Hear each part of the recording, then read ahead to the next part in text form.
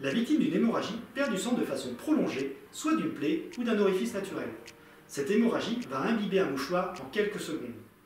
Cette perte de sang risque d'entraîner pour la victime une détresse circulatoire ou un arrêt cardiaque, et pour le sauveteur d'être infecté par une maladie transmissible.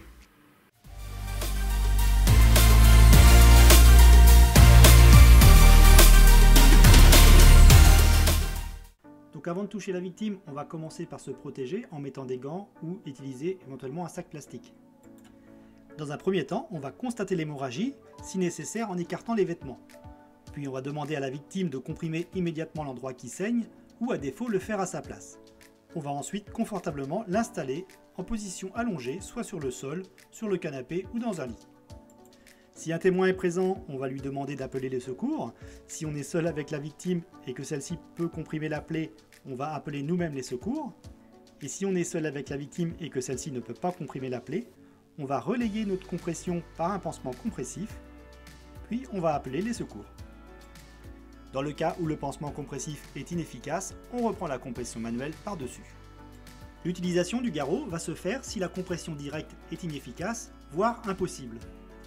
En attendant les secours, on va rassurer la victime, la protéger contre la chaleur, le froid ou les intempéries, et on va surveiller l'apparition de signes d'aggravation. Si cela arrive, on rappelle les secours.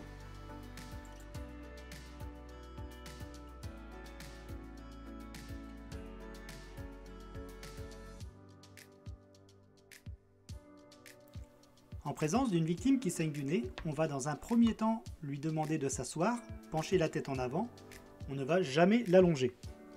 On va lui demander de se moucher vigoureusement, puis de comprimer sans relâcher les deux narines avec les doigts pendant environ 10 minutes.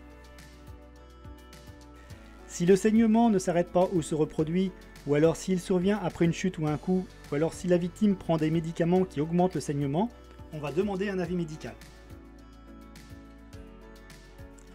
Si la victime vomit ou crache du sang, il s'agit d'un signe pouvant traduire une maladie grave qui nécessite une prise en charge médicale.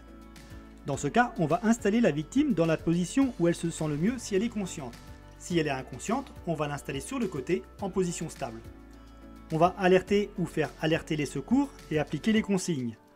Et on va surveiller la victime en permanence jusqu'à l'arrivée de ceux-ci. Pour éviter le contact avec le sang de la victime, il faut se protéger avec le port de gants, ou à défaut mettre sa main dans un sac plastique. On va bien sûr éviter de porter les mains à la bouche, au nez ou aux yeux. On va retirer les vêtements souillés par le sang le plus tôt possible, se laver les mains ou toute zone souillée par le sang de la victime.